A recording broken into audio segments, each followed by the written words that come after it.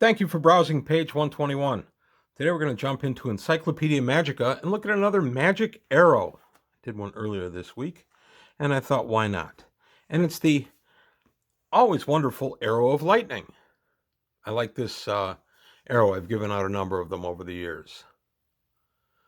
So basically, an arrow of lightning has 100 experience point value, and gold piece value is 600, which I think is low. It's from Dragon Magazine number 135.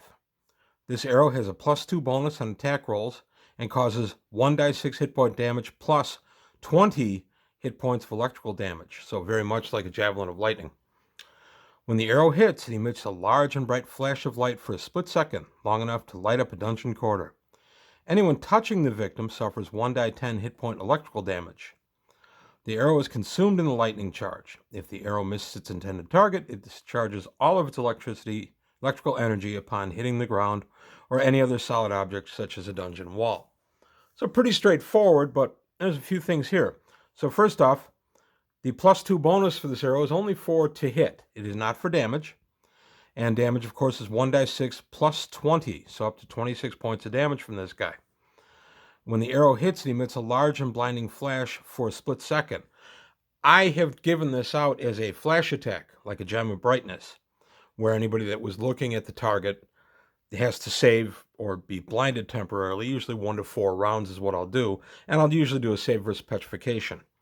Now, that begs the question, is the guy who fires the arrow subject to this? And I'm thinking no, because I'm thinking he can avert his gaze. He knows it's coming, so he fires the arrow and then just turns his head.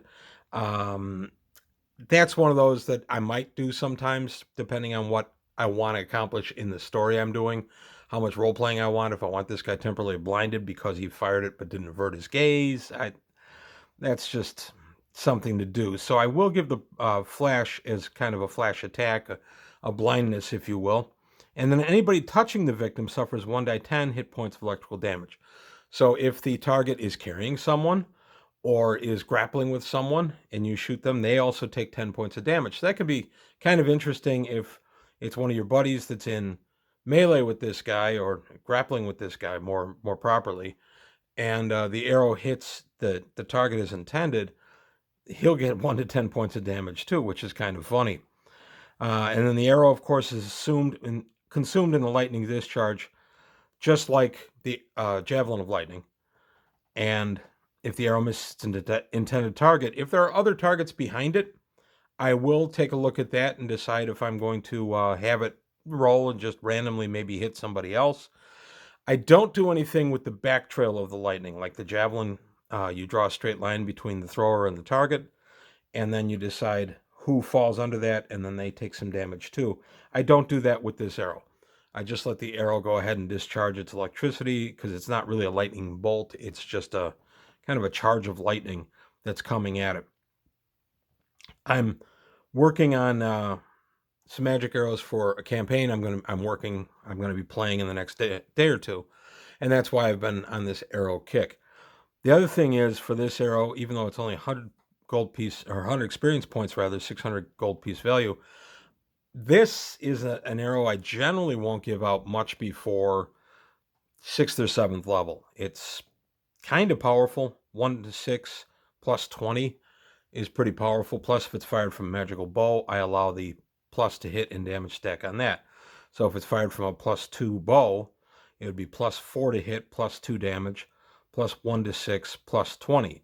That can build up to quite a bit of damage. So I'm pretty spare with these, anything below 6th or 7th level. Although, interestingly, I did give one out to a player when he was about 3rd level. I only gave him one. Boy, did he hang on to that arrow. He worked very hard to not have to use it, and then there was a big bad evil guy fight, and he decided he had to use it, so he did. And it was kind of neat. He did hit his target, so he did the damage and everything. That's the other risk with this thing, is if you fire it and it misses, it's still expended. So I will generally give these out in a bundle of 1 to 6. I'll usually throw a 6-sider, and that's how many you get. Or what I'll often do is just let the player do it.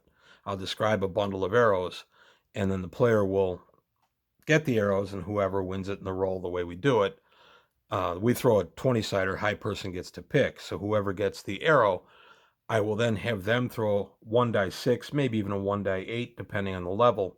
And that's how many of these arrows will be there. So if he rolled a 6, for instance, it would be 600 experience points value, and then or 3,600 gold piece if he was trying to sell it on the market. But that's all I've got for today. The Arrows of Lightning are going to be making it to my table in the next couple of days. It's one of the reasons I chose this particular topic for today's video. Let me know what you think if you want to see a few more magical arrows out of the excellent Encyclopedia Magicka. For anybody that doesn't know, these Encyclopedia Magicka were compiled in the mid-90s, or with stuff up to the mid-90s. They were released in the late 90s. And the idea was that they went through and they looked at everything for D&D, AD&D, original D&D, Dragon Magazine, Dungeon, you name it. They compiled all the magic items that appeared in all those sources and went ahead and put them together in these books. These are outstanding books. I recommend them. They're very hard to find in hard copy now, but they're available as PDFs, I think for $5 each, and there were 4 for the Encyclopedia Magicka. I consider it very worth having. So if you can add it to your library, I recommend it. But that's all I've got today on page 121. I want to thank you for your time. Thanks for watching. Please leave comments below, like and subscribe if you enjoyed the video. Tell your friends. Take a look at the Patreon, see if you can help me out there. And I'll see you next time on page 121.